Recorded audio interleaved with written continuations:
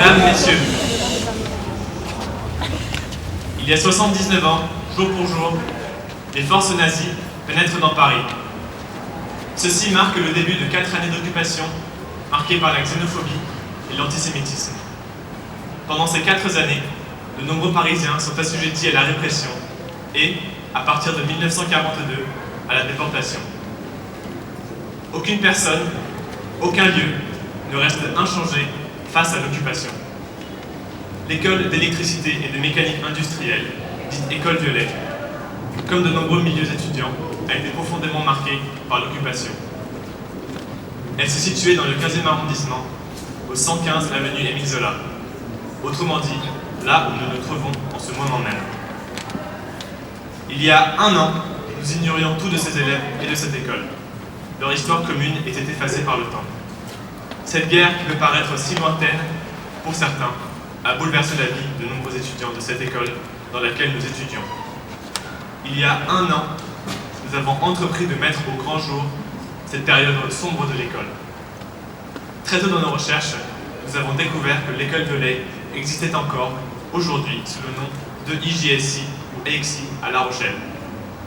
À partir des archives de la Charente-Maritime, nous avons obtenu un registre de tous ces étudiants de l'école Violet entre 1939 et 1945, ainsi que des lettres et des documents variés qui nous ont ensuite permis de reconstituer l'histoire oubliée de l'école, morceau par morceau.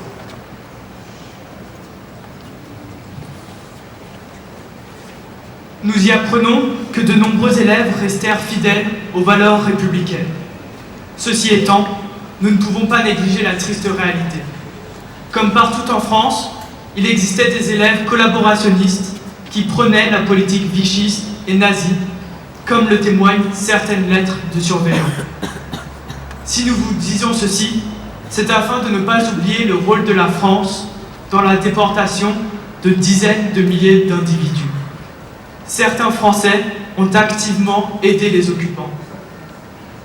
Munis du registre des élèves, nous avons pu, grâce au mémorial de la Shoah, obtenir les noms d'élèves ayant étudié ici même et qui ont été déportés vers les camps de concentration parce que nés juifs.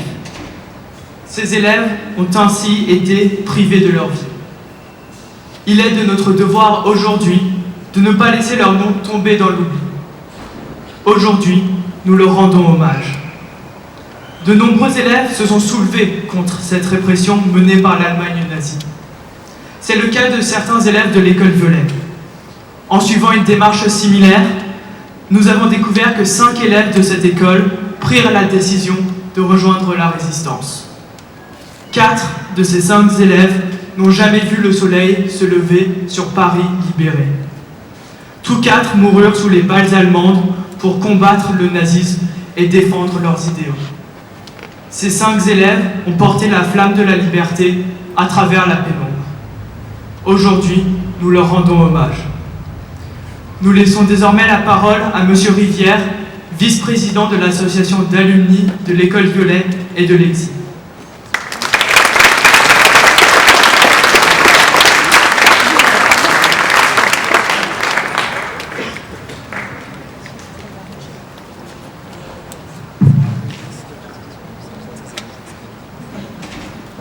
Admiration et reconnaissance. En ces périodes de commémoration du centenaire de la Première Guerre mondiale et de 75 ans de la Seconde, admiration et reconnaissance sont les termes qui nous sont le plus souvent revenus de la part des ingénieurs de l'école d'électricité et de mécanique industrielle, l'école Violet, quand ils ont appris le travail de mémoire fait par William et Axel. Bien sûr, les livres d'histoire nous enseignent les malheurs issus de la guerre, les combats, les atrocités, les crimes. Néanmoins, le temps passant, tout cela nous paraît peut-être un peu moins tangible, un peu lointain. Aujourd'hui, grâce à votre travail, William et Axel, vous nous rappelez la proximité de ces tristes événements. Vous nous rappelez qu'entre ces murs où vous, élèves de l'école Janine Manuel, étudiez, Jacques Bernard, Pierre Dubois, Jean Gigot, Bernard Lacroix, Pierre Sarah-Bérouz, Julien Blon, Paul Hoffmann et Hugo Lewin, élèves de l'école, ont également étudié. Je rappelle aussi qu'entre ces murs flotte le souvenir de 150 ingénieurs, 150 camarades de classe, 150 copains qui sont tombés pour la France pendant les deux guerres. De ce que je sais, c'est à peu près le nombre d'élèves en seconde qui est à l'école. Cela nous donne une dimension qui nous rappelle quelle est la proximité de ces événements. Les étudiants dont nous honorons la mémoire aujourd'hui, certains ont combattu l'envahisseur et l'ont payé de leur vie. D'autres ont été les victimes innocentes d'une considération barbare de l'humanité. La barbarie, parlons-en, elle trouve ses racines dans l'ignorance, l'intolérance, l'obscurantisme. Elle serpente à travers le temps, elle traverse les pays. Elle a récemment frappé la France, elle continue à faire de nombreuses victimes à travers le monde. La barbarie est le mal absolu. Et face à elle, se sont toujours dressés des hommes et des femmes de bonne volonté, qui de leur conviction en ont fait leur devoir, qui de leur devoir en ont fait leur mission. Vous, les élèves de l'école Jacques Manuel, nous, les ingénieurs de l'école Violet, nous avons reçu l'éducation en cadeau. Et en ce sens, nous partageons la même mission. Là où est l'ignorance, nous apporterons le savoir. Là où est l'intolérance, nous apporterons l'ouverture au monde. Là où est l'obscurité, nous apporterons la lumière pour que plus jamais nous ayons à ajouter de noms à ceux de Jacques Bernard, Pierre Dubois, Jean Gigot, Bernard Lacroix, Pierre Sarah-Bérouz, Julien Blon, Paul Hoffmann et Hugo Lewin. Merci William, merci Axel. Par votre travail, non seulement vous avez ravivé la mémoire d'élèves que nous avions perdu de vue, mais également vous rappelez à chacun d'entre nous quelle est notre mission en tant que membre de l'humanité. Je vous remercie.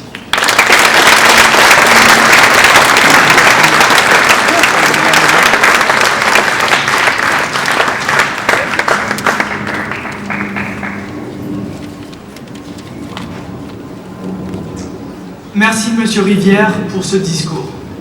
Nous invitons désormais Madame Gédinac à prendre la parole.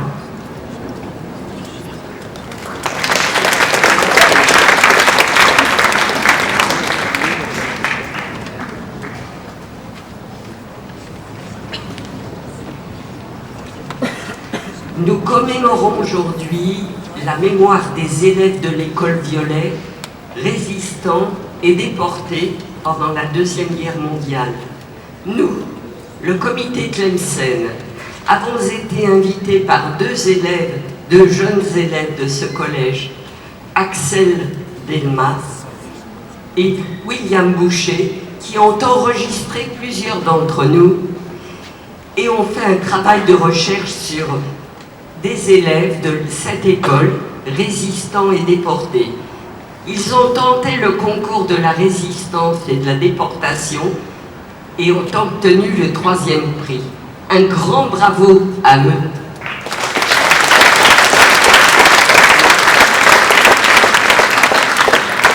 Les membres du comité Tlemcen, créé par d'anciens élèves du 20e arrondissement de l'école de la rue Tlemcen en 1997, est composé à l'origine d'anciens déportés survivants, résistants et enfants cachés, ont œuvré pour retrouver les noms des enfants déportés et assassinés de cette école, ceci avec l'aide du mémorial de la déportation de Serge Klarsfeld, sans lequel nous n'aurions pu aboutir. Nous avons été les précurseurs et ce travail a pu s'accomplir dans tout Paris, où plus de 440 plaques ont été apposées dans toutes les écoles de Paris qui existaient à cette époque. Nous ne cessons de témoigner dans les écoles, collèges et lycées, en banlieue et en province. Nous expliquons aux jeunes comment au XXe siècle, la barbarie nazie, avec l'aide de la collaboration de Pétain, Laval et leurs sbires, ont permis la déportation de milliers d'enfants juifs, tous assassinés dans les chambres à gaz. Nous les mettons en garde contre le racisme, l'antisémitisme, l'exclusion et l'intolérance. 6 millions de juifs ont été exterminés en Europe, dont 1,5 million d'enfants.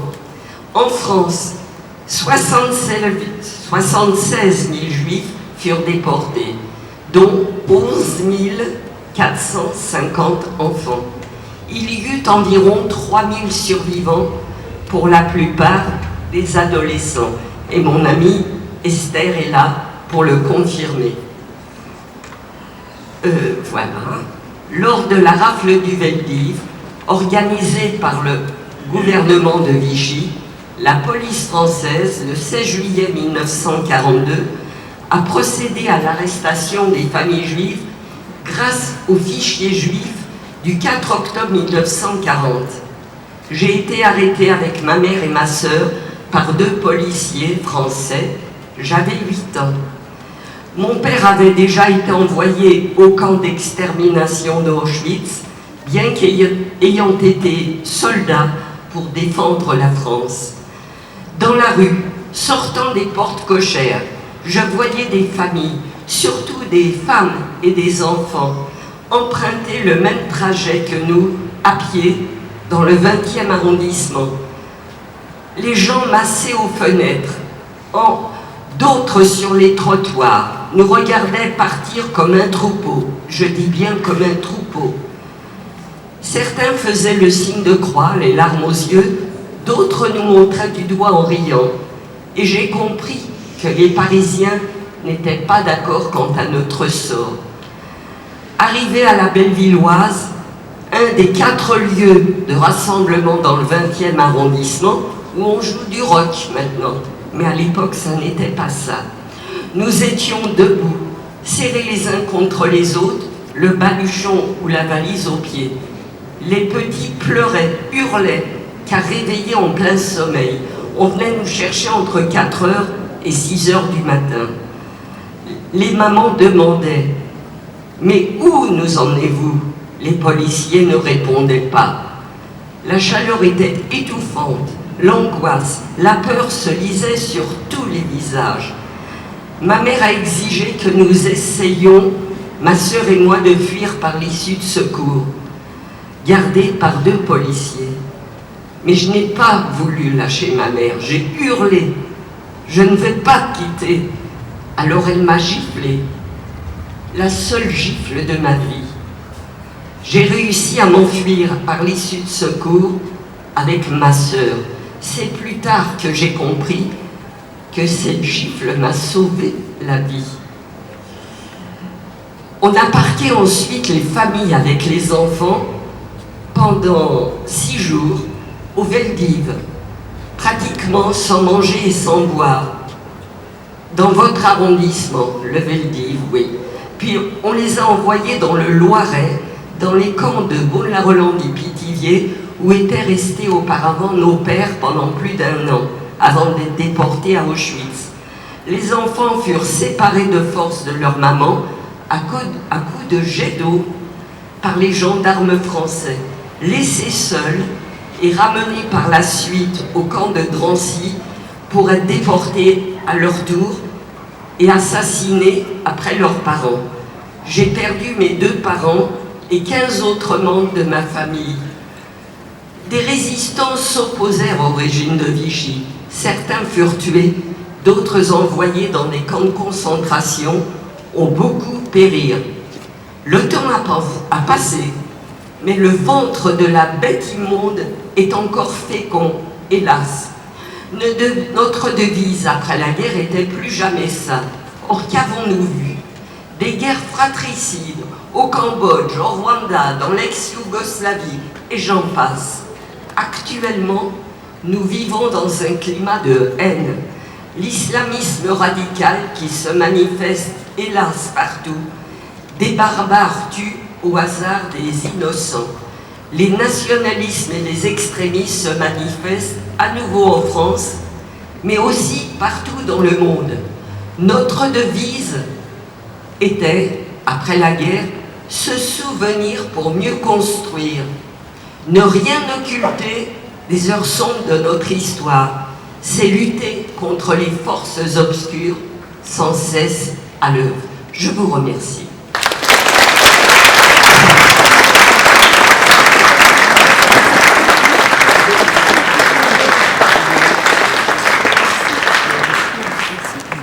Nous remercions Madame Gédinac pour ce discours émouvant.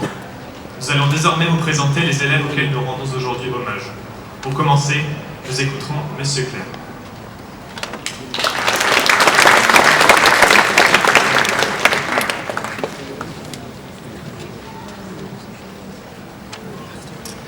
Mesdames, Messieurs, je tiens tout d'abord à remercier Axel Delmas et William Boucher, ainsi que l'école Janine Manuel, d'une part pour l'initiative de cette cérémonie de dévoilement d'une plaque à la mémoire des élèves résistants et des élèves déportés de l'école Violet, mais aussi pour leur projet et leur participation au concours national de la résistance et de la déportation.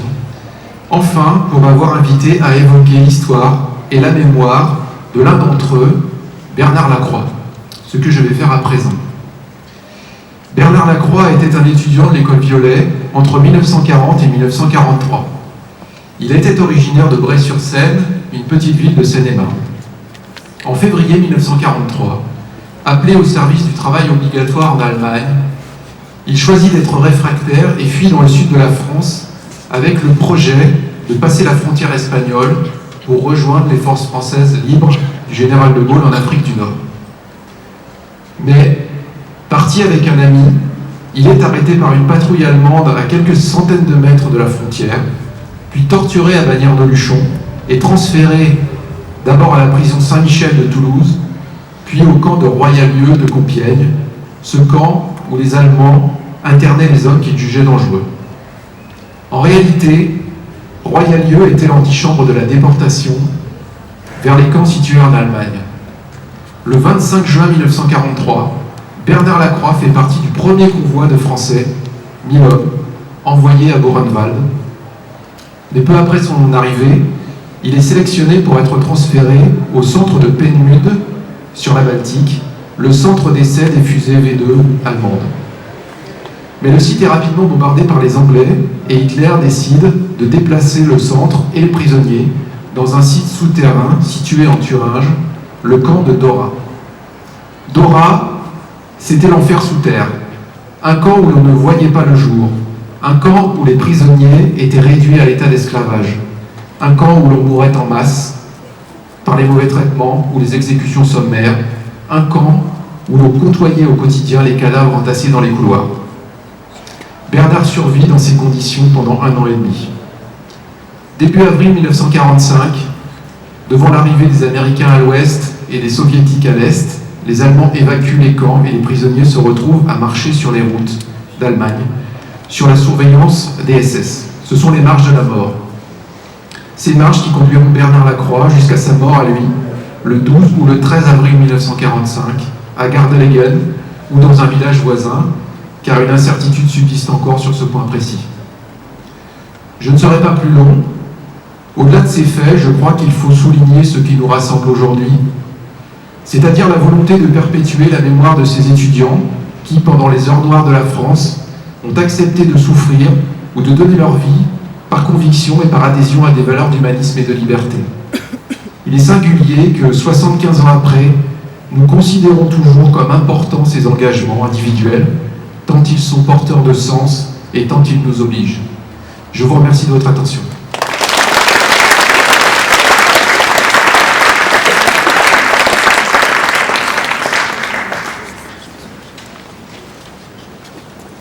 Nous voulons remercier M. Clerc pour ce discours poignant.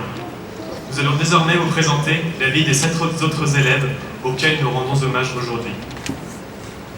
Jean Gigot.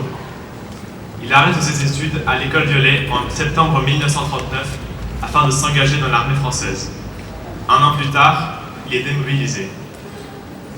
C'est en 1943, après avoir été convoqué pour partir au service du travail obligatoire en Allemagne, que Jean Gigot se réfugie dans le maquis des Ardennes.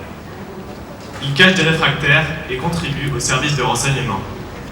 Avec le maquis de Loches et l'appui de l'aviation anglaise, Jean Gigot participe à l'évasion de prisonniers anglais, russes, américains et français enfermés dans un train bloqué.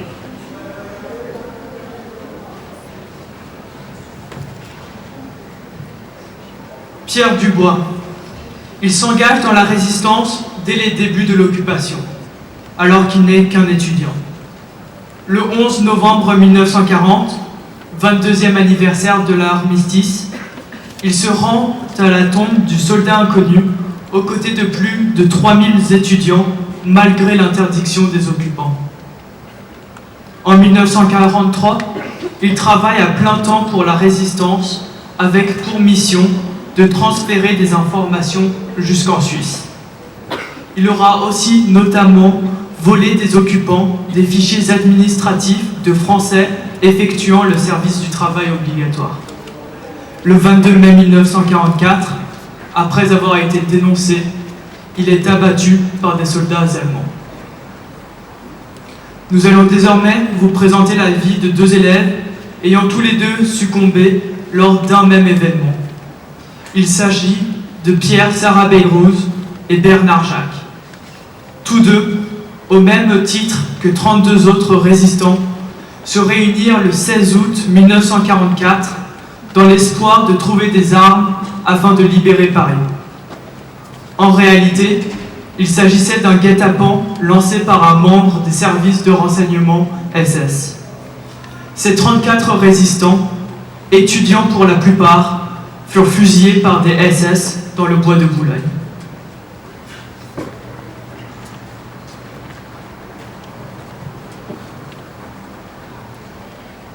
Aujourd'hui, nous souhaitons rendre hommage non seulement à ces 5 élèves résistants, mais aussi aux 3 élèves déportés et tués parce que nés juifs. Julien Blond, né le 15 janvier 1923 à Dantzig, est déporté alors qu'il est encore étudiant à l'école Violet le 31 juillet 1942 dans le convoi numéro 13 pour Auschwitz.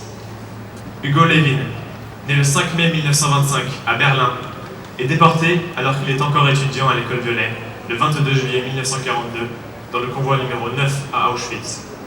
Paul Hoffmann, né le 19 juillet 1923 à Vienne, est déporté alors qu'il est encore étudiant à l'école Violet dans le convoi numéro 2 pour Auschwitz.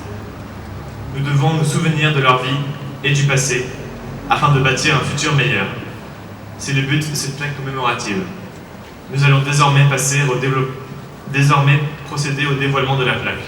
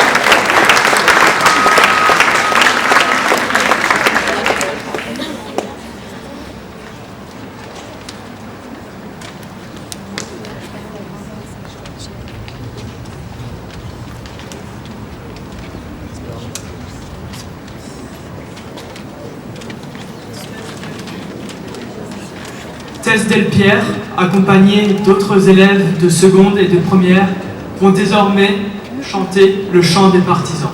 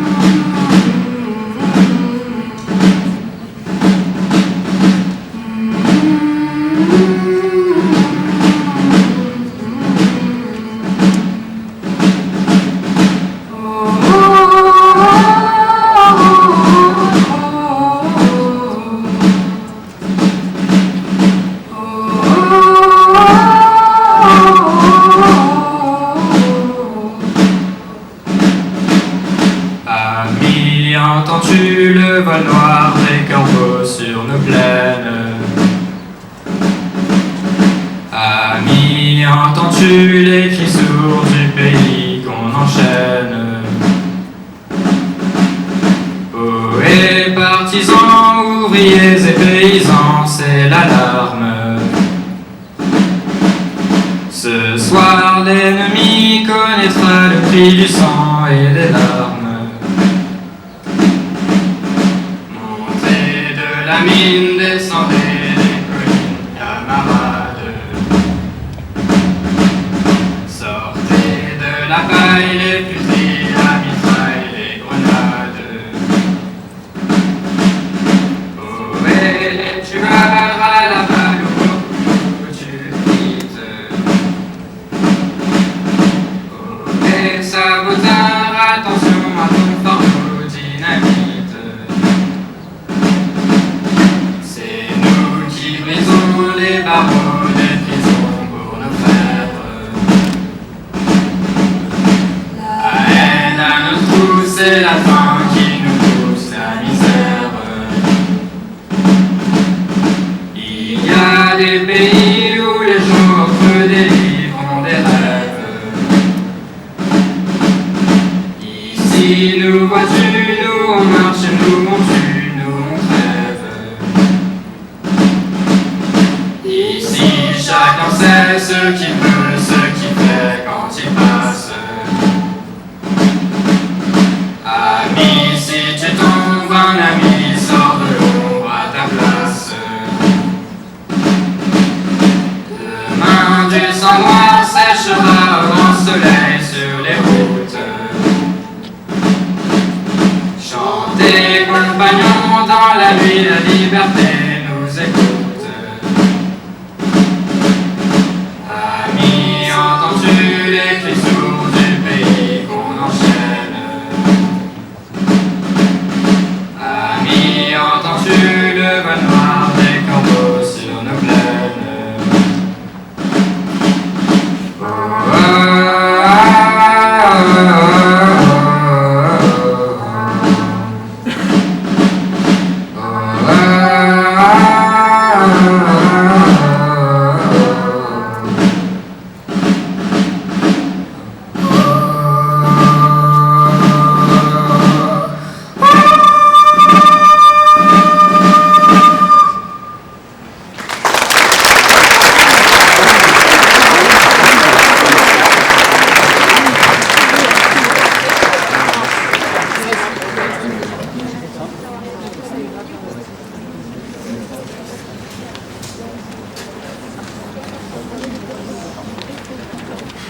Après le chant des partisans, nous vous invitons à chanter l'Ode à la joie tous ensemble.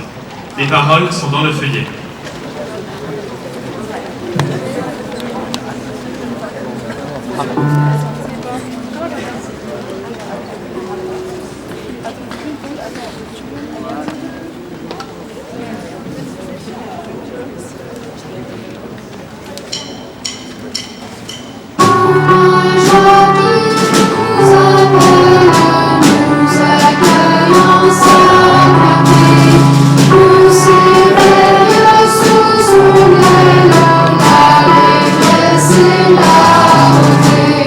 Plus de haine sur la terre que renaisse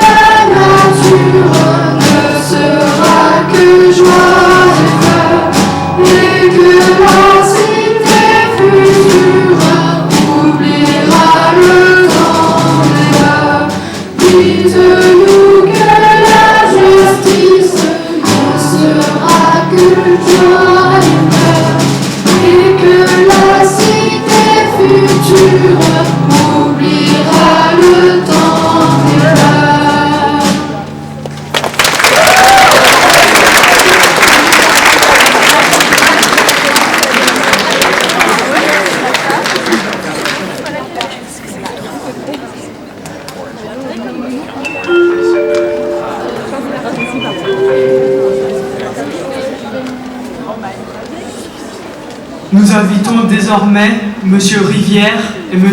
Chopin à prendre la parole.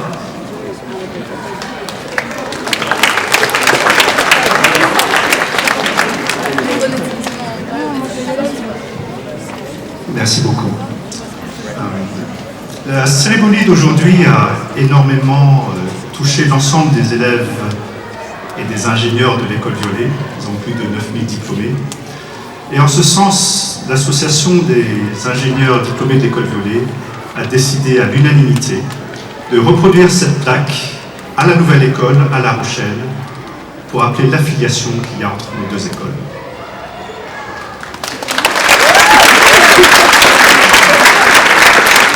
L'inauguration aura lieu au mois de mars 2020 et nous sommes heureux de vous recevoir.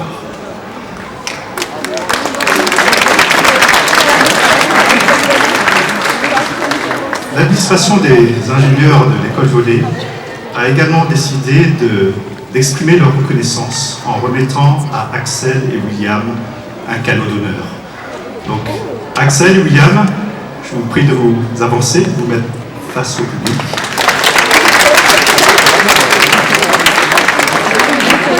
Et j'appelle Jean-Claude Chopin, promotion 1956.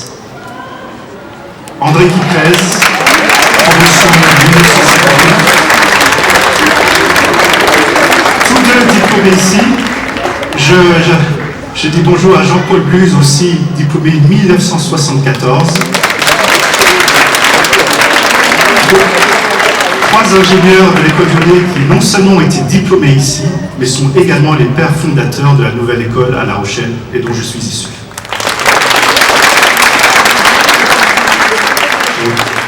Jean-Claude, si tu veux bien te mettre face à William, et André, si tu veux bien te mettre face à Axel William, je peux près de moi. Attendez, c'est bon.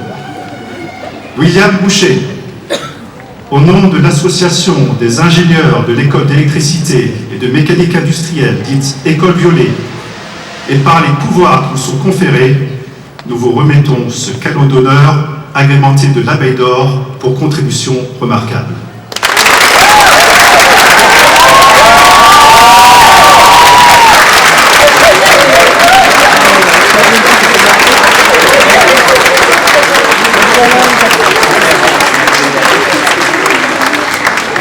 Axel Delmas, au nom de l'association des ingénieurs diplômés de l'école d'électricité et de mécanique industrielle, dite École Violet, et par les pouvoirs qui nous sont conférés, nous vous remettons ce cadeau d'honneur agrémenté de l'abeille d'or pour contribution remarquable.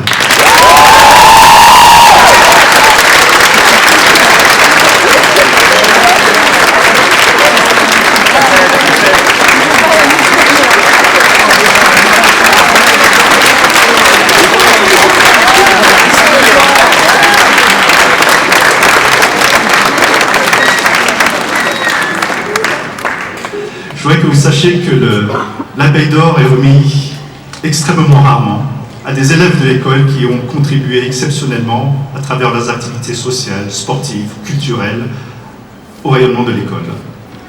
Le cadeau que vous recevez aussi est celui porté par tous les élèves ingénieurs de l'EXI et donc de l'école Violet, et il porte nos trois valeurs fondamentales qui sont la tradition, nous sommes une école plus que centenaire, plus de 9000 diplômés, la modernité, parce que nous sommes ingénieurs, la modernité, nous la vivons à travers la technologie, mais aussi à travers la modernité sociale. Et enfin, la solidarité, parce qu'en tant qu'ingénieurs de l'école Violet, nous mettons l'homme au cœur de nos préoccupations. Nous cultivons l'empathie, l'altruisme et la générosité. Par votre travail, vous avez montré que vous êtes digne de ces trois valeurs-là. Nous serons heureux de vous accueillir à l'école. Peut-être en ferez-vous le choix, ainsi que tous ceux qui sont présents aujourd'hui, parce que l'école Violet à La Rochelle est aussi quelque part votre école. Merci.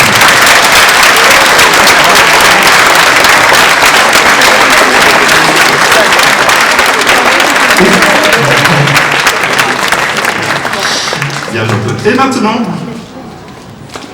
quelques mots du doyen des doyens.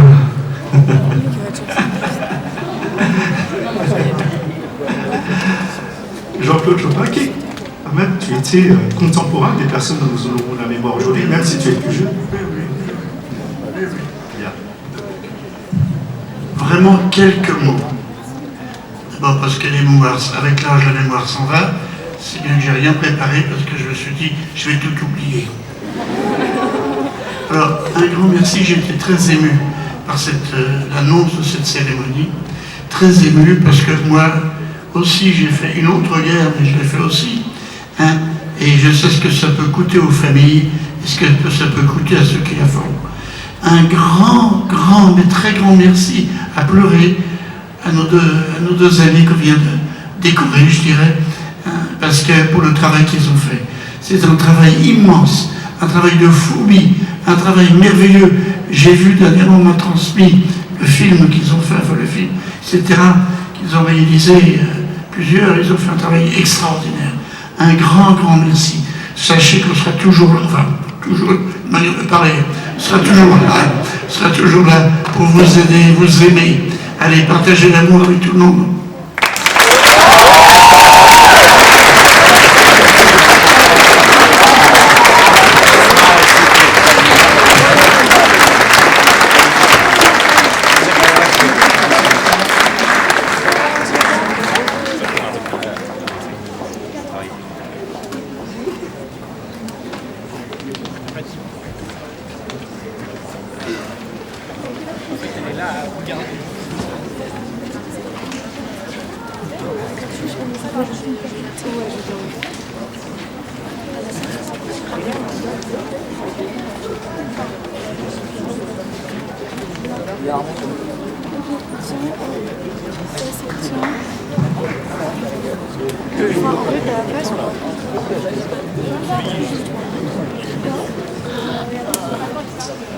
Nous allons désormais passer aux remerciements pour toutes les personnes qui nous ont aidés à réaliser ce projet et à réaliser cette cérémonie. Donc nous aimerions tout d'abord remercier David Claire, le fils du neveu de Bernard Lacroix, d'être présent aujourd'hui et de nous avoir aidés durant notre projet en témoignant l'histoire de son grand-oncle. Nous remercions aussi les membres du comité de Tlemcen, dont Madame Vedinac, Madame Blachman et Madame Steno, pour leur témoignage, et à Klaus Madja, qui n'est pas ici aujourd'hui, et Jean-Gabriel Carasso, qui nous ont accompagnés dans notre projet.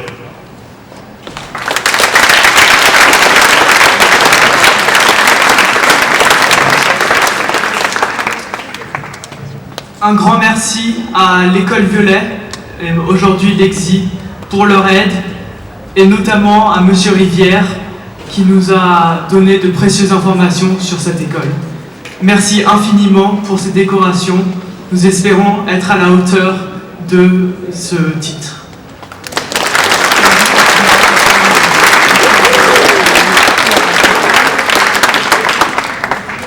Enfin, nous remercions l'école Janine Manuel, tout particulièrement Madame Boulet, qui nous a été d'une grande aide pour l'organisation de la pose de la plaque et de cette cérémonie.